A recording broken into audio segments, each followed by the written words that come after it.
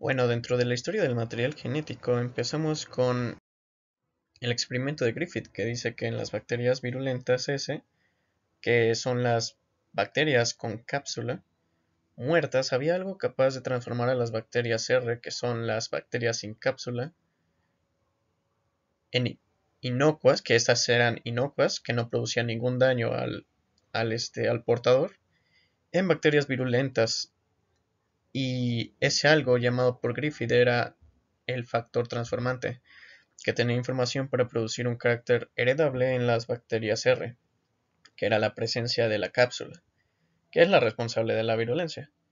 Se trataba, por lo tanto, del material genético, y como podemos observar en la imagen, a una rata se le inyectaba se le inyectaban las bacterias virulentas que conservaban su cápsula, y por lo tanto esta como resultado moría.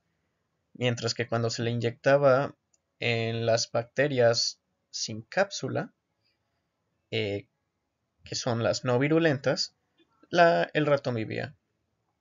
Entonces, lo que hizo Griffith fue calentar las bacterias virulentas encapsuladas para así obtener bacterias virulentas muertas por calor, y como resultado, al inyectárselo a la rata, esta vivía. Aplicó el mismo caso, pero esta vez mezcló bacterias no virulentas vivas con las bacterias virulentas muertas por el calor. Esto como resultado hacía que el ratón muriese. Y de ahí se extraía la muestra de sangre del ratón con, en las que notó que en esta sangre se conservaban las bacterias virulentas encapsuladas vivas. Y es ahí cuando determinó la presencia de ADN en las cápsulas de las bacterias. En el experimento de Avery, McClure y McCarthy en 1944, dice que fraccionaron las bacterias S muertas por el calor y probaron una a una cada fracción obtenida utilizándolas con factor transformante en bacterias R. Solo el ADN produjo la transformación, por lo que quedaba demostrado que era el ADN el material genético. Prácticamente ellos utilizaron la teoría anterior del experimento de Griffith para poder determinar que, que el ADN era el responsable de, de este, de esta, de este experimento, del por qué las ratas morían. Entonces se dice que el ADN de las bacterias se encontraba en las cápsulas y eran capaces de afectar el organismo del ser vivo, que en este caso es el ratón. El experimento de Hershey y Chase dice que trabajaban con bacteriófagos, y que son estos unos virus que infectan bacterias. Sabían que un fago tenía una capa externa de proteína y un núcleo interno de ADN. Además de las observaciones con el microscopio electrónico, también sabían que durante la infección el virus ataca a la bacteria por sus colas e introduce su material genético en la bacteria para multiplicarse, utilizando su maquinaria metabólica. Conocían los trabajos de Avery y trataban de determinar cuál era la causa de la transformación de la bacteria en una factoría de fagos, el ADN o la proteína. Y los virus tienen una estructura muy peculiar, que son esta especie de patitas que se adhieren a la célula viva, y su cápsula, que se encuentra en la cabeza del virus, por así decirlo, eh, servía como almacenamiento de ADN de este virus.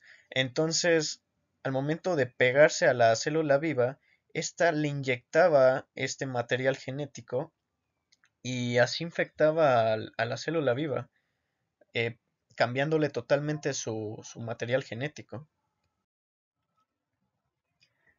Erwin Chafkaf fue el el primero en medir con precisión las cantidades de nucleótidos en el ADN, que es la secuencia que sigue la adenina con la timina y la citosina con la guanina.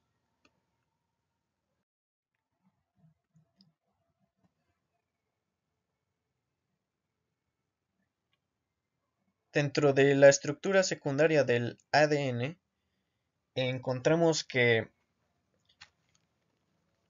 hubo una científica llamada que se llamó Rosalind Franklin, que, que hizo uno de los descubrimientos más importantes en la, en la historia del ADN.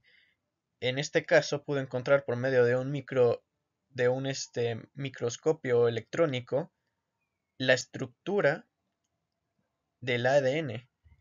Y esta foto se le llama como la foto 51.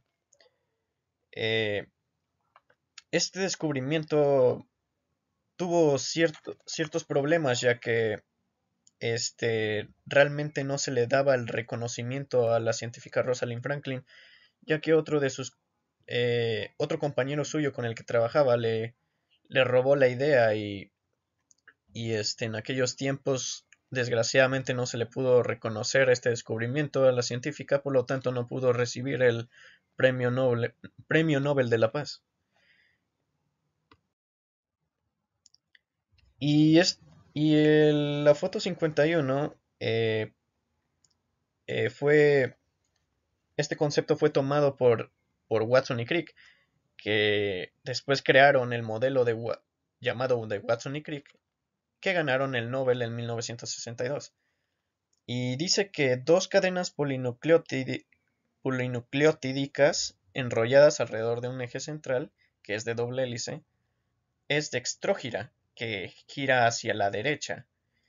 Eh, y también dice que son antiparalelas, que van de la, desde la secuencia de C5' a C3' y C3' a C5'. Las bases se ubican hacia el interior y son planas y perpendiculares al eje separadas a 3 y 4A. Y también explicó que había apareamientos entre las bases nitrogenadas, que es la adenina con la timina y la guanina con citosina, que habíamos mencionado que la adenina con la timina formaban las bases púricas, mientras que la guanina con la citosina las bases pirimidínicas. Una vuelta completa es de 34A, que son 10 pares de bases. Eh, y el surco mayor y surco menor eran alternados. Y, y que tienen 20A de diámetro. Y ellos fueron los responsables de que se fundara el laboratorio de Cavendish de Bringing en Inglaterra en 1953.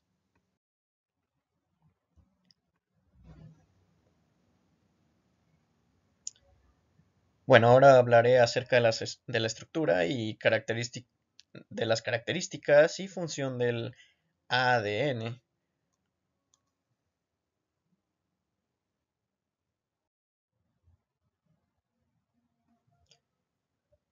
Aquí como podemos observar es algo que ya había explicado antes en las primeras diapositivas, que gracias a la unión fosfodiéster, se podían unir los diferentes nucleótidos y las, este, las bases nitrogenadas al momento de aparearse, hacían que se uniesen y así se creara eh, una secuencia dentro del material del ADN.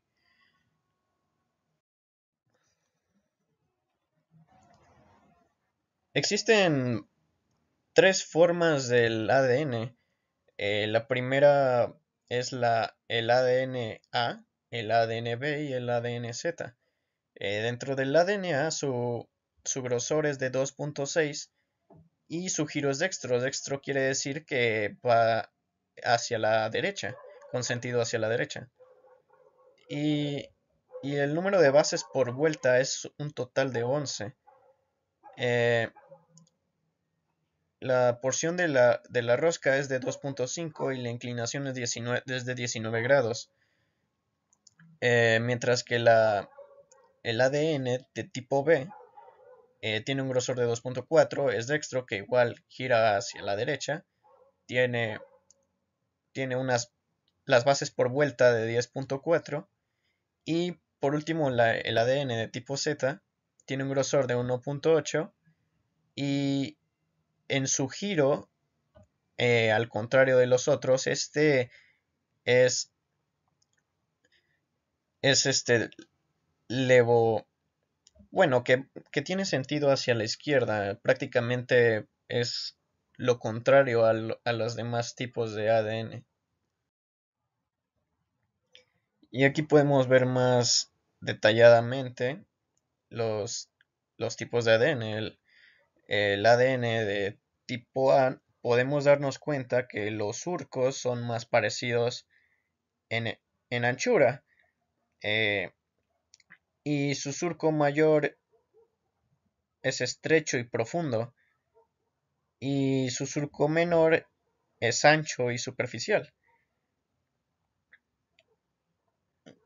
Mientras que el ADN de tipo B, que es al que le vamos a dar mayor importancia porque es de suma utilidad ya que se encuentra prácticamente en la mayoría de los seres vivos. Este tiene unos surcos, si se pueden dar cuenta en los surcos, no siguen no conservan los espacios de igual forma. Por ejemplo, en un surco está más abierto que en otro.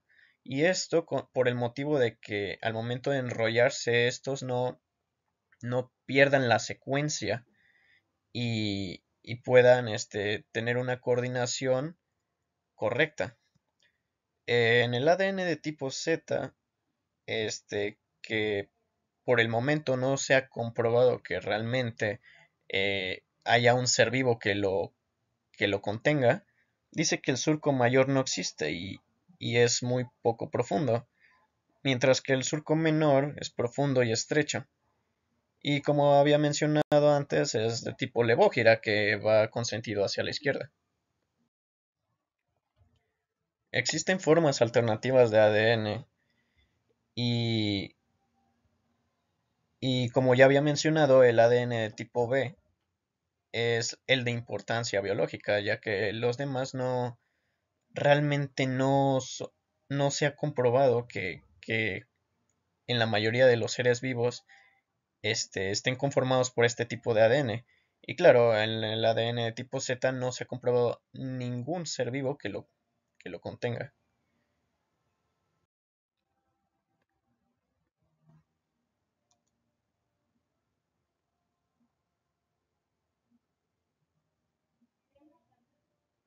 En las características de la estructura secundaria del ADN, dice que son dos cadenas de polinucleótidos de 20 Armstrong de grosor y 34 de longitud, enrolladas en doble hélice, que es de dextrógira. Son antiparalelas, complementarias, y las bases nitrogenadas en el interior y perpendiculares al esqueleto externo de pentosa fosfato. Tienen puentes de hidrógeno doble y triple entre las bases nitrogenadas, que los puentes de hidrógeno son los que ayudan a que las bases nitrogenadas puedan estar unidas y sigan la secuencia correcta. Y también tiene 10 pares de bases por vuelta.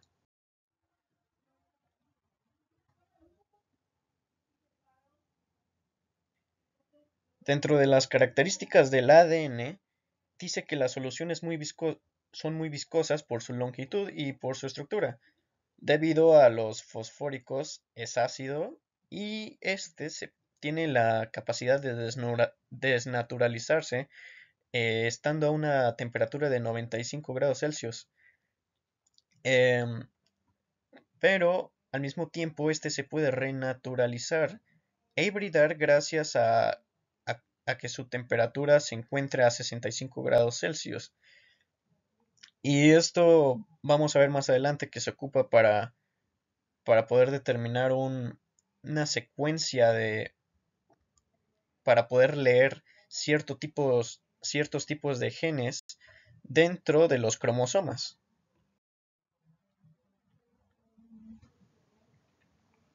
Bueno, y en esta imagen se explica más a detalle la desnaturalización del ADN, que al momento que en su forma natural se encuentra del, vaya, de la forma normal, y al momento de desnaturalizarse, eh, las, las, este, las secuencias de 3' a 5' se, se deshacen y estas quedan como si fueran en forma de RNA con una sola cadena, y al momento de volverse a renaturalizar, estas vuelven a su estado normal.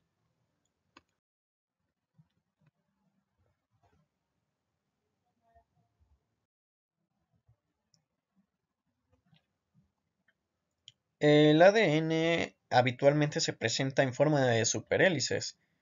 Cuando la doble hélice se enrolla sobre sí misma, esto permite que el empaquetamiento de la molécula en el interior de la célula o del núcleo celular se puedan empaquetar sin dificultades y puedan formar al- la estructura del cromosoma.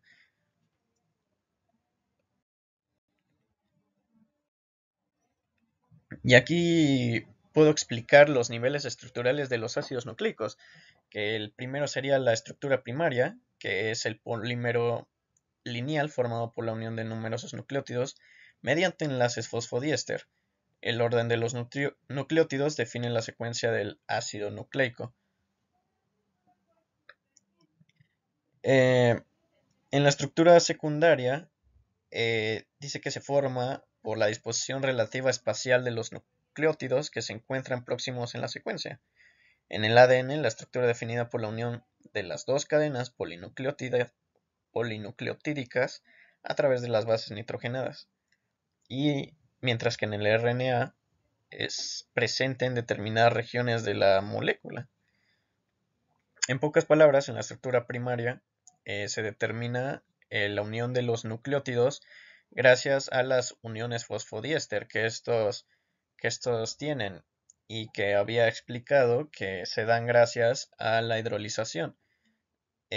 la hidrólisis, perdón, que es cuando se van rompiendo las moléculas de fósforo y éstas logran unirse gracias a los puentes de hidrógeno eh, a a los azúcares de los demás nucleótidos en, con, uniéndose al carbono de 3' y quedando así un fósforo libre para que otro nucleótido pueda unirse al fósforo del nucleótido anterior. Y bueno, en la estructura secundaria explica cómo se da la unión entre las bases nitrogenadas para así unir completamente a los nucleótidos y formar una cadena de polinucleótidos y así este y así unir las secuencias de ADN y poder después formar el siguiente nivel estructural que sería de orden superior y que son todos aquellos que son los niveles de orden superior a los niveles primario y secundario.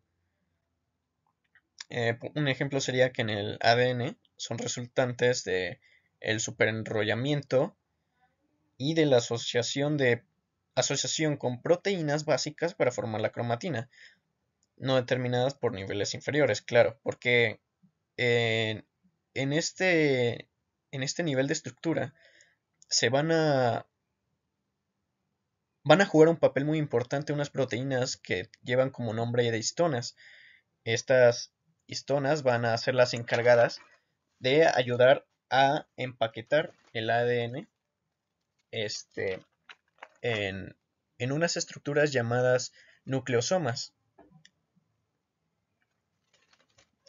Y en el RNA dice que el plegamiento tridimensional definido similar a la estructura terciaria de las proteínas.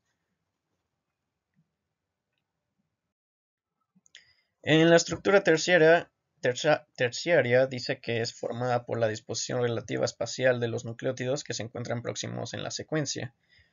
Un ejemplo es que en el ADN la estructura terciaria hace referencia al empaquetamiento que sufre la molécula de ADN con proteínas H, que son las histonas, y la estructura terciaria hace referencia al empaquetamiento que sufre la molécula de ADN con proteínas histónicas para constituir la cromatina de las células eucariotas. Histónicas. En la estructura cuaternaria se da en las células eucariotas en división. Un ejemplo es que en el ADN se empaqueta aún más hasta formar cromosomas. Esta ya es la estructura final que se da, que bueno, como resultados vendrían siendo los cromosomas. Y bueno, empezamos hablando acerca de la cromatina, que es la estructura terciaria. En el ADN se encuentra que la cromatina eh, está hecha gracias al ADN y ciertas proteínas. Y las clases de cromatina se derivan en eucromatina y heterocromatina. La eucromatina es capaz de poder expresar su material genético, mientras que la heterocromatina no es capaz de hacerlo. La estructura terciaria es el empaquetamiento que sufre la molécula del ADN, y la estructura cuaternaria, como ya lo había mencionado, empaqueta aún más este ADN formando los cromosomas. En la imagen podemos observar cómo parte desde lo más sencillo, que son las dobles hélices de ADN, hasta formar los collares llamados collares de perla, que son gracias a los nucleosomas, y cómo después se van formando unas estructuras llamadas solenoides y después supersolenoides, hasta así conformar al cromosoma por completo.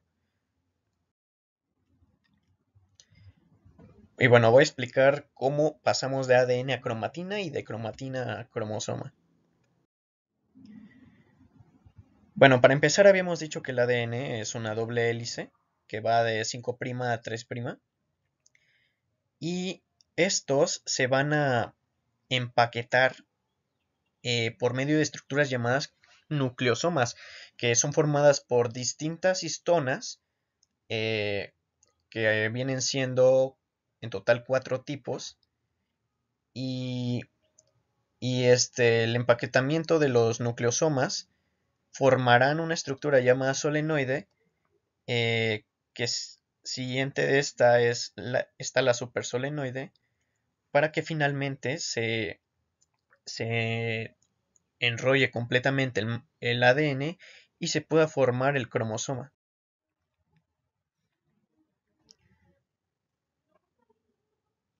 En esta imagen se representa cómo el nucleosoma va a ser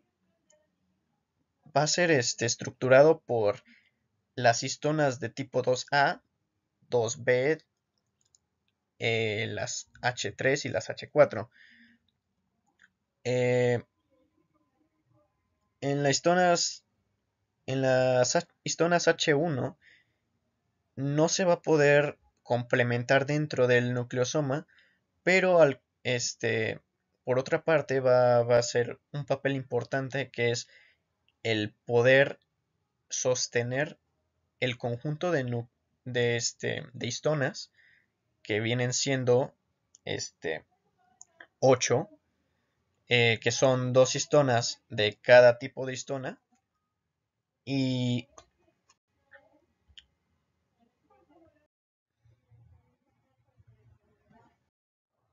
aquí podemos observar lo que trato de explicar, a que el, el enrollamiento de ADN va a permitir juntar las ocho histonas, moléculas de histona, eh, y la histona H1 va a ser la encargada de poder hacer que esta estructura se pueda empaquetar de forma adecuada y vaya, no se desenrolle. Bueno, aquí están los tipos de histonas, que son las que ya había mencionado, H1, las H2A, H2B, H3 y H4. Aquí se encuentra su diferente peso molecular, este, y, y aquí se identifica que a partir de la histona H2A, se van a ocupar dos de estas, y de las 3, 4 y 5, dos de cada una, y por lo tanto va a recibir el nombre de octámero.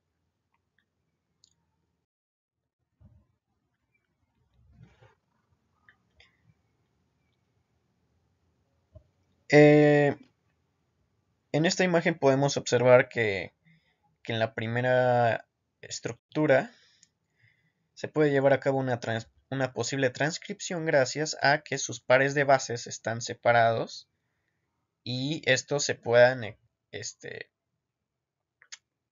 puedan transcribirse este, de buena manera, mientras que cuando los empaquetamientos están muy, muy juntos, es casi imposible que pueda darse la transcripción.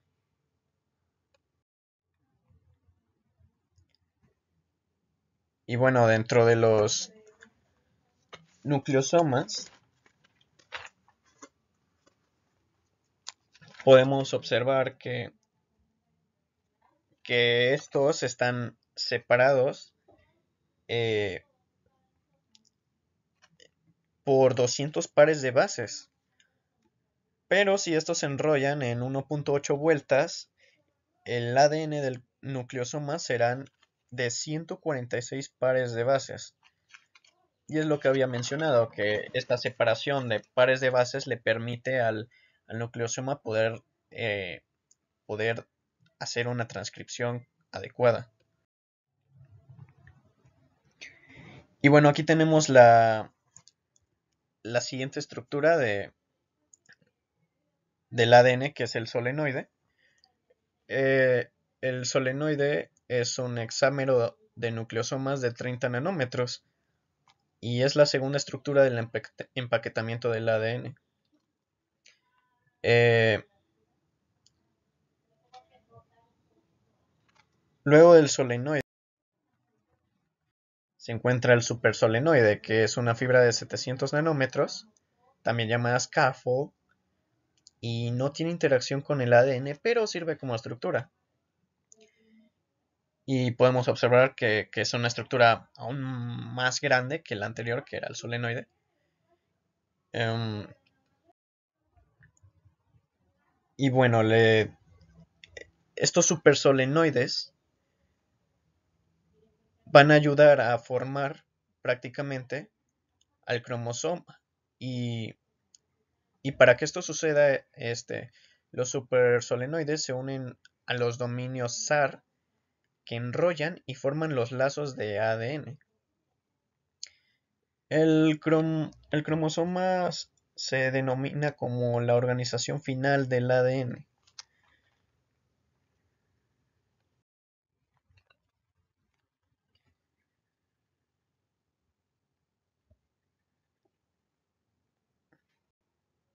Bueno, aquí vamos a empezar a hablar cómo es que del ADN se, este, se formó el cromosoma. Y es que al momento, aquí podemos observar el empaquetamiento, cómo todos estos enrollamientos de cadenas de ADN van conformando la estructura del cromosoma. Y podemos observar que las puntas de los brazos del cromosoma llevan por nombre cromátidas. Entonces serían un total de 4 cromátidas, ya que el cromosoma tiene dos brazos largos, que son los de abajo, y dos brazos cortos, que son los de arriba. Y en medio, lo que los separa es la estructura llamada centrómero.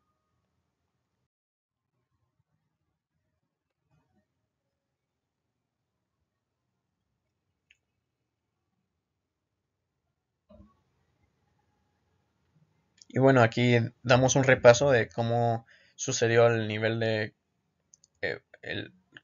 condensación de la cromatina, que parten de los nucleosomas, que son las estructuras formadas por las histonas, por las proteínas histonas y, y los ácidos nucleicos. Luego esta estructura se, se van a empaquetar aún más y se van a llamar solenoides, y a su vez, al momento de empaquetarse aún más, se van a llamar supersolenoides, para así poder formar al cromosoma, que podemos observar que ahora este va a medir 1400 nanómetros. Y bueno, ahora voy a hablar acerca de la morfología cromosómica. Cómo es que se dividen bueno, las distintas formas del cromosoma, y la cantidad que cada individuo tenemos dentro de nuestro organismo. Eh, dent- en esta imagen podemos observar más a detalle cómo se conforma el cromosoma. Como había mencionado, las puntas de los brazos del cromosoma se dan por nombre se nombran como telómeros. Eh, la parte de en medio es el centrómero. Eh, y a los brazos cortos se le van a, van a determinarse como, más bien se van a representar con la letra P, mientras que los brazos largos se van a representar por medio de la letra Q.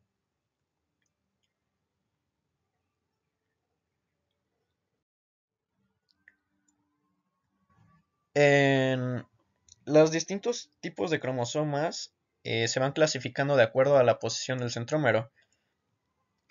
Por ejemplo, si el centrómero se encuentra justo en medio del cromosoma, este se le va a dar por nombre de metacéntrico. Pero si el centrómero se encuentra un poquito más arriba de la posición del centro del cromosoma, se le va a llamar submetacéntrico. Y el otro tipo de cromosoma tiene por nombre de subtelocéntrico o acrocéntrico, y que es cuando el centrómero se encuentra aún más arriba del, del centro del cromosoma. Y finalmente tenemos a los telocéntricos, que tienen este nombre ya que el centrómero se encuentra en las partes de los telómeros, que son las puntas de los brazos cortos del cromosoma. Ahora hablaré sobre el tamaño y número cromosómico. Los cromosomas se ordenan por tamaño y por posición del centrómero, como ya habíamos definido, y además los cromosomas están clasificados por grupos, que el grupo A está conformado por el cromosoma 1, 2 y 3, el B por el 4 y 5, el C por el 6 hasta el 12, y bueno, los primeros 12 son los cromosomas X, y, y siguiente de sigue el grupo D, E, F y G, que son los demás cromosomas de tipo Y. Y, y bueno, en total se dice que nosotros tenemos 23 pares de cromosomas.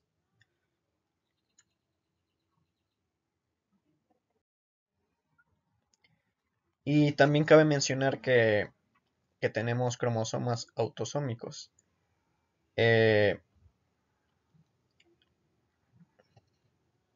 los autosómicos son diploides, que son una copia de cada gen. Los sexuales son haploides, que, que significa que solamente tienen una copia del material genético, mientras que las somáticas son diploides, que tienen dos copias de material genético y conservan células de tipo 2N, tanto los somáticos como los sexuales. El pandeo cromosómico consiste en someter a los cromosomas a desnaturalizaciones, a digestión enzimática o a ambos, seguido de una tinción con colorante específico para ADN. Esto hace que los cromosomas se tiñan con una serie de bandas claras y oscuras. Y hay diversos tipos de bandeo, por ejemplo el bandeo G y R, bandeo Q, bandeo T y bandeo C. Y este bandeo se utiliza más que nada para determinar la capacidad de expresión. em, y se dice que entre más oscuro sea la banda del cromosoma que, que se, en la que se aplicó la tinción, significa que hay mayor cantidad de genes expresados. Y si se expresan pocos genes, significa que hay menor cantidad de, este, perdón, si es más clara la tinción, significa que se expresaron menor cantidad de genes.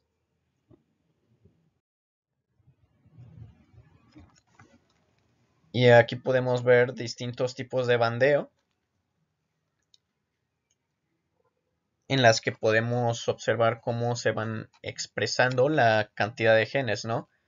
Eh, por ejemplo, en cierto gen, en cierto cromosoma, se pueden expresar más genes que en otro, significando que los 23 pares de cromosomas que tenemos, cada uno va a almacenar o más bien va a poder expresar cierta cantidad de genes a diferencia de otro.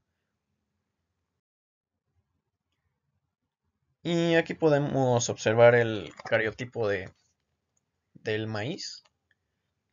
El maíz es uno de los alimentos que más genes tiene, es capaz de expresar muchísimos genes.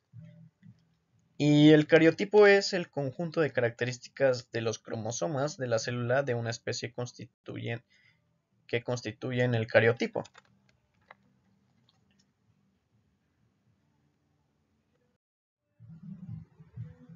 Aquí podemos observar ciertas cromosomas de una persona femenina por medio de la tinción que habíamos mencionado. Y aquí podemos observar los cromosomas que nosotros conservamos y cómo se van clasificando de acuerdo a los grupos que van desde la A hasta la G.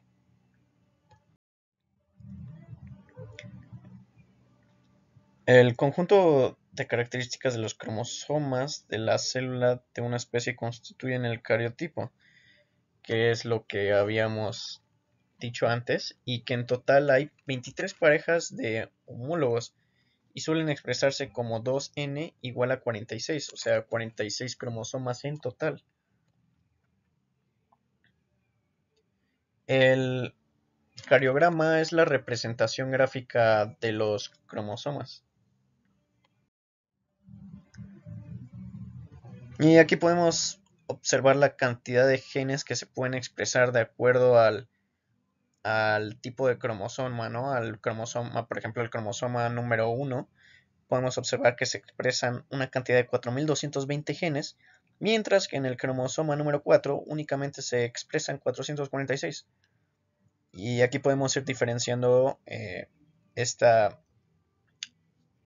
esta capacidad que tienen los cromosomas de expresar sus genes.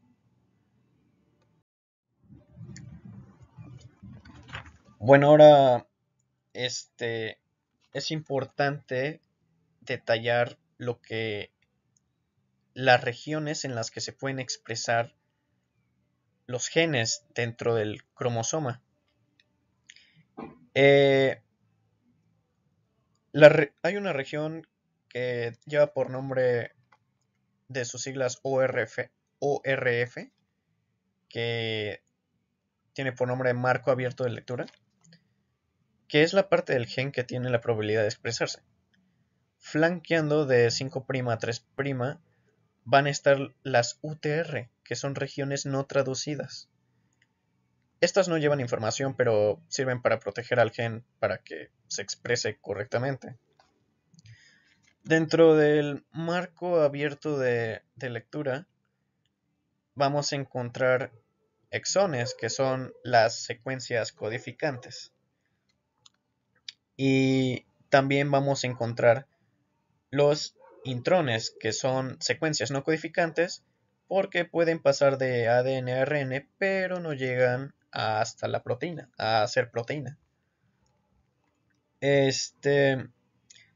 Lo que está afuera del marco abierto de lectura se le conoce como río bajo, que significa que no están, vaya, dentro de este marco de lectura y se encuentran arriba de este y los genes no se podrán expresar. En el marco abierto de lectura los números de base son positivos, mientras que en río arriba se va a encontrar la caja tapa, que significa que, bueno, en la caja tapa contienen timina y adenina, por lo que significa que el promotor está cerca junto con la caja tata, eh, y la caja tata está a menos 10 pares de bases del marco abierto de lectura. Em,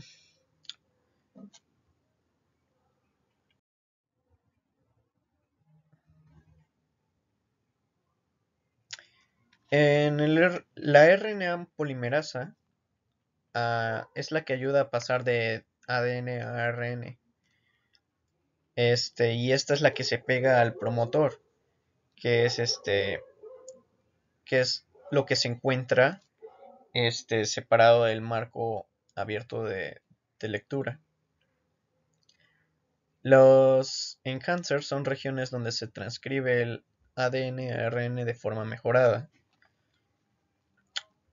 Aquí podemos observar las clases de cromatina, que es eocromatina, donde se expresan los genes, y mientras que la heterocromatina tiene ausencia de genes, por lo tanto no se pueden expresar.